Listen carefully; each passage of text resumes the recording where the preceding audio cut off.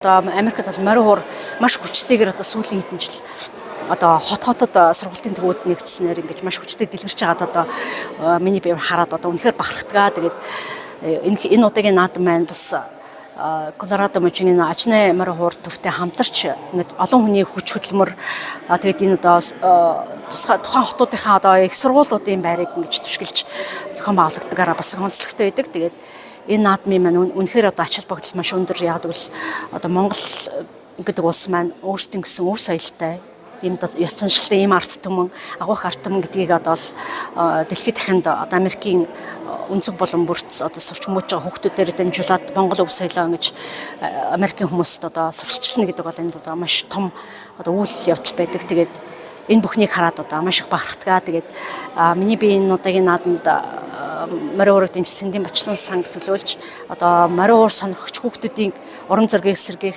тэдний ирээдүйд морин хуурыг сурч эзэмших тийм сонирхлыг нь дэмжих зорилгоор манай сан сонирхогчдын уралдааны гран-при шагналыг гардуулдаг юм боломжтой байгаа.